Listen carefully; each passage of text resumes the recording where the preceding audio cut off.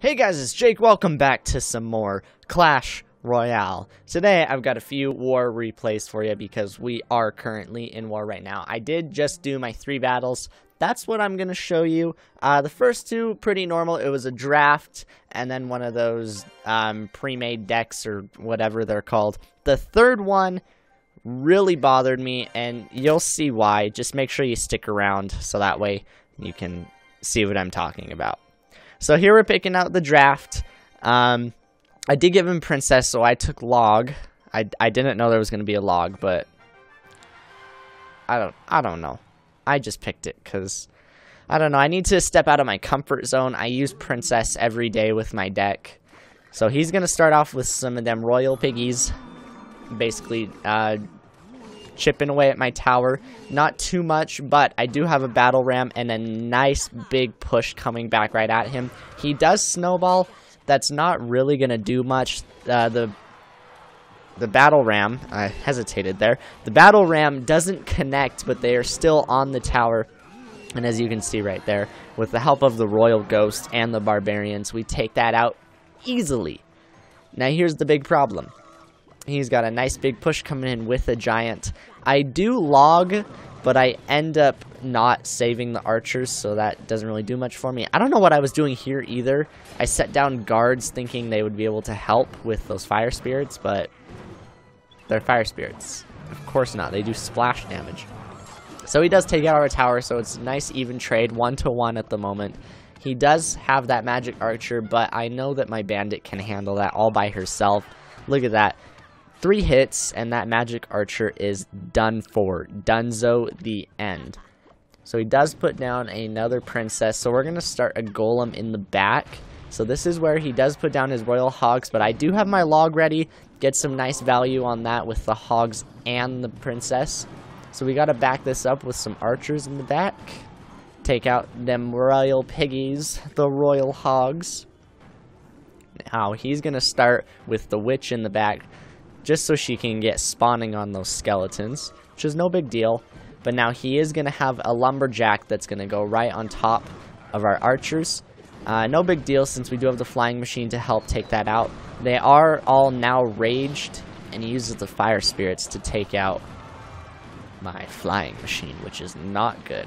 Now, as you can see, he's got a nice little push coming in again with that giant witch combo. Always a good combo. So we're going to get down our guards just so they can chip away. And we got to use that log to push away those skeletons and the giant as well, just so he only gets 1 hit on our tower. He does snowball. He doesn't do much. Now we do have 2 royal ghosts down. And as you know, 1 royal ghost is awesome. 2 is even better. And we just keep pushing in and pushing in. We are not stopping at all. The bandit goes and hits that final shot for the witch. I get a battle ram. He does try and get a giant down just for that 2nd crown, but it looks like he's not going to be anywhere close to it. Throw him a good game right there. That was very good, Mr. Kithrevin18. Or is it Kevin18? Who knows? That was a nice 3 crown. Next up, what we've got here, we do have one of those, yeah, this is one of the pre-made decks. It was basically like a quote-unquote spell cycle deck, which wasn't bad. We throw each other a good luck, so he was a really good sport. We didn't really use any emotes the entire match until the end, where I don't think he used any at all. He was kind of a sore loser. Just kidding. But he does have a knight coming in on the left. But we do have an Inferno Tower to deal with both of them, and a Valkyrie. And you can see he has lightning right here. That probably would have been the best time since that hog was being tanked. But he didn't use the lightning, which I guess makes sense. He wants to keep it a secret until he actually needs to reveal it.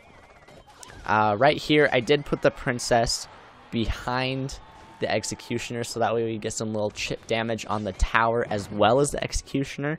I didn't actually think that it would hit, but I guess it did, surprisingly. Throw down another goblin barrel. This is where he reveals that he does have a log. And we're going to get another ice spirit in the back just so we can cycle through. And I am just waiting for that hog because I know it's going to happen. And there it goes right there. Same situation with the night hog. He just kind of tanks for it, and now he uses his lightning. Probably not the best time since my tower can, both my towers can hit. And we set down that Valkyrie just so we can finish off that knight. No damage to her. We are going to tank. I did do a deep barrel right here. He could have definitely either tornadoed or maybe logged a little late, but that Executioner didn't do so hot since it only went for the Valkyrie. But we do have him coming down the lane, and he backs it up again. He is just loving that knight, just tanking for everything. It's not the best for him, though, and we're just going to leave that on the left side since nothing's really going to happen. Alright, we're going to get the Valkyrie in the back. We're getting ready. So, we're almost there for the Goblin Barrel Rocket. If you don't know about the Goblin Barrel Rocket, basically what you do, you shoot a rocket, and right after that you shoot a barrel, and it basically hides the goblins. So we're going to do that right here. You can see it on our end, but on his end it looks like there's nothing there. He could have easily logged, but of course he didn't see it coming. He's going to take out our princess with some skeletons. That's a very good elixir trade for him, but we do have our Inferno tower again, and I'm not sure what he's trying to do because we still have our left tower that's sniping out that hog. Very disappointing.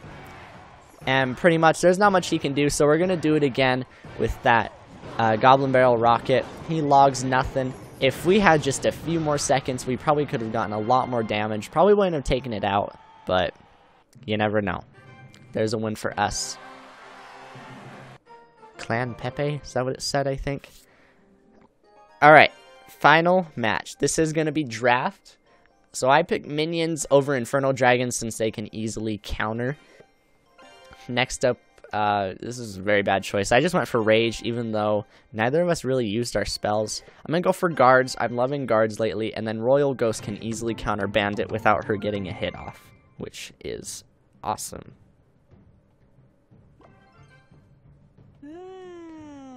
Now this is where it gets really annoying. He is yawning like no other. So we're going to give him some nice BM, but still will not stop.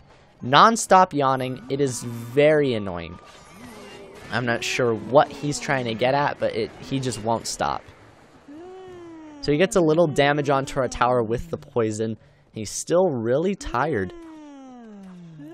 Executioner is going to get a swing off. That's some good damage for us. Again, more yawning. I'm going to throw that Royal Giant in the back just so we can start up a push. This was very bad since he did just go crazy down this left lane. There wasn't really much that I could do to defend it. So we basically just have our guards and our minions. We do lose a minion, but we still do have two of them taking out that cannon cart, which isn't too bad. He then has a mini P.E.K.K.A. on our Royal Giant. And now this is the part where I'm just thinking, how am I going to win this? How am I going to beat this guy when he pretty much has a lot of counters? And how did that Ice Spirit end up jumping? I don't understand. This game confuses me sometimes. Not a very good bandit placement for him since that Royal Ghost just basically went to the tower. Just in case this guy doesn't know, bandit doesn't charge Royal Ghost when it's invisible. Nothing attacks the Royal Ghost when it's invisible. That's pretty simple. Unless, of course, it's a spell.